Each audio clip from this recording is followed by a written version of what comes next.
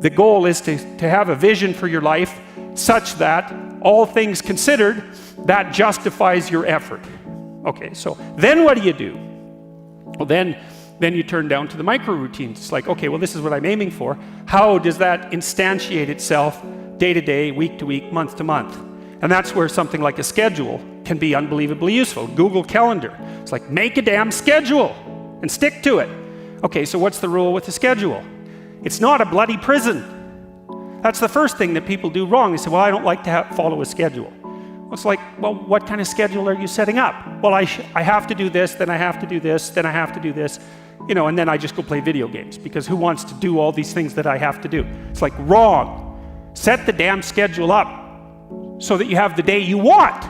That's the trick. It's like, okay, I've got tomorrow. If I was going to set it up so it was the best possible day I could have, practically speaking, what would it look like? Well, then you schedule that. And obviously there's a bit of responsibility that's going to go along with that, because if you have any sense, one of the things that you're going to insist upon is that at the end of the day, you're not in worse shape than you were than at the beginning of the day, right? Because that's a stupid day. If you have a bunch of those in a row, you just dig yourself a hole and then you bury yourself in it. It's like, sorry, that's just not a good strategy. It's a bad strategy. So maybe 20% of your day has to be responsibility and obligation, or maybe it's more than that, depending on how far behind you are. But even that, you can ask yourself, okay, well, I've got these responsibilities. I have to schedule the damn things in. What's the right ratio of responsibility to reward? And you can ask yourself that, just like you'd negotiate with someone who is working for you. It's like, okay, you got to work tomorrow. Okay, so I want you to work tomorrow. And you might say, okay, well, what are you going to do for me that makes it likely that I'll work for you? Well, you could ask yourself that, So maybe you do an hour of responsibility and then you play a video game for 15 minutes. I don't know, whatever turns your crank, man. But, you have to negotiate with yourself and not tyrannize yourself. Like you're negotiating with someone that you care for, that you would like to be productive and have a good life. And that's how you make the schedule. It's like, and then you look at the day and you think, well, if I had that day, that'd be good. Great.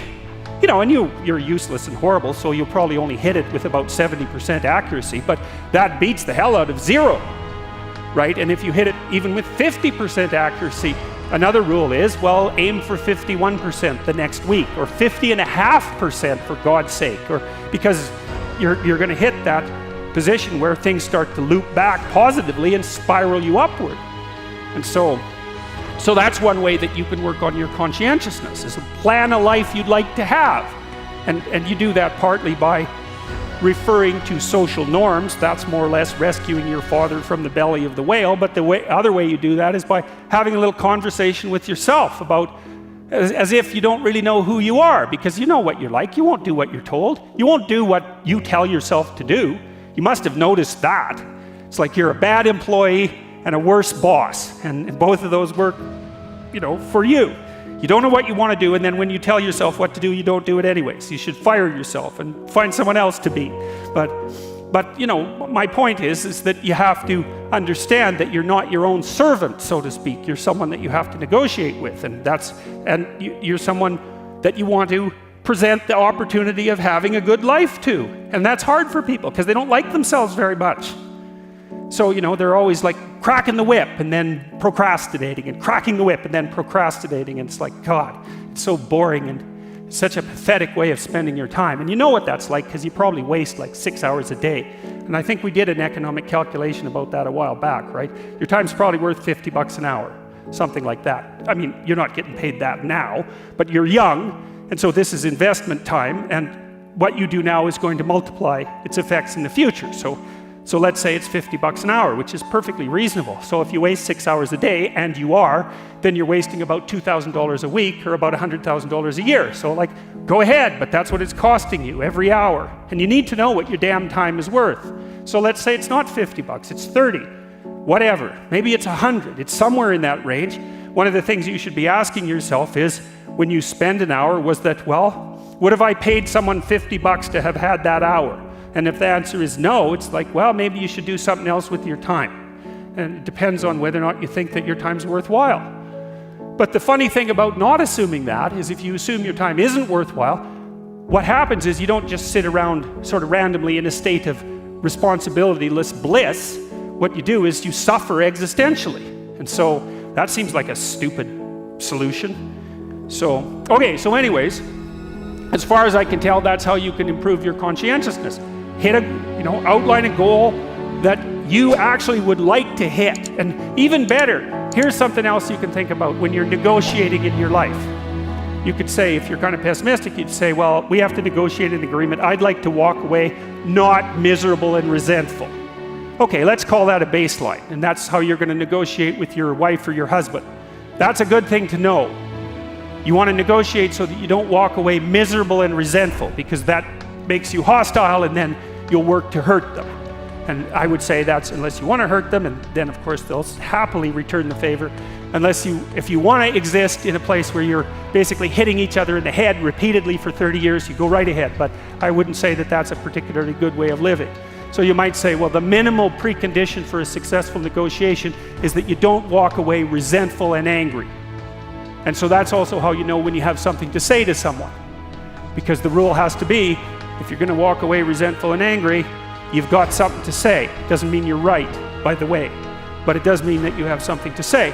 But it's kind of a low bar, like if I wanted to live with you for 30 years, maybe we should say, how about we walk away from our mutual negotiations thrilled? Well, why not? You got to aim for something. You could aim for that. You want to negotiate with your boss for a new salary. You might think, okay, I've got this damn job. How much would I have to be paid so I'd be so bloody excited to go to work I could hardly stand it? Well, you could at least know what that number is. And then you could go there and say, well, look, you like to have me around. I've been doing some thinking. I think if you paid me this amount of money, I'd be so thrilled to go to work that you could hardly even keep me away from here.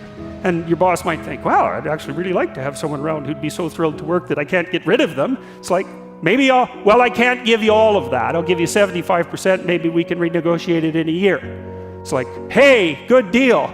Or you can, be some weaselly coward and go in there and snivel about how awful your life is and walk away barely able to tolerate the outcome of the negotiation. It's like, I wouldn't recommend that.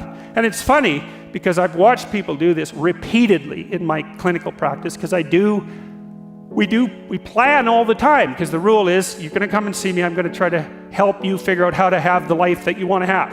And we're going to think about that strategically. So you're making $50,000 a year right now, maybe you should be making $150,000 in 3 years. And they think, well, that couldn't happen. It's like, not with that attitude. That's the first thing. It's like, no, that's not going to happen. If you don't ask people for the damn money, if you don't look for a better job, but they're going to come along and just shovel a boat full of money at you. It's like, no, that's not going to happen. But why is that impossible? You look at you people in here. It's like, what the hell's wrong with you? Nothing. So you can probably have what you want if you could figure out what the hell it was, and then you diligently pursued it. So, and then maybe you wouldn't whine about being alive. That'd be good, because people who whine about being alive are dangerous to themselves and other people. So you might think, I can have what I want, but you better well figure out what it is. And you can't just wait for the have what you want fairy to show up at your doorstep and grant it, because obviously that's not going to happen. So okay, conscientiousness. Well, we talked about how you can improve that. Social networking. That's another big deal. It's one of the advantages that older people have over younger people. And so, for example, now that I'm in my 50s, roughly speaking, I know a bunch of other people who are, relatively well positioned in the dominance hierarchy, and they know all sorts of people. And so when I go to one of them and say, can you do X, or do you know X? They say no, but I know someone who can.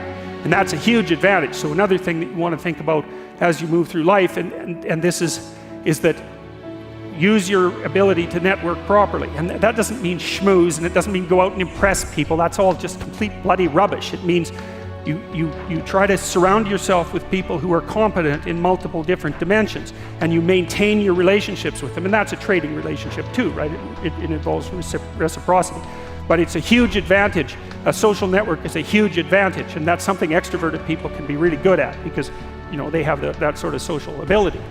And that goes along with the ability to sell. So another place that you can pick up power, and power for the right things, is to consciously develop and maintain your social networks. And that also means, well, let's talk about friendships for a minute.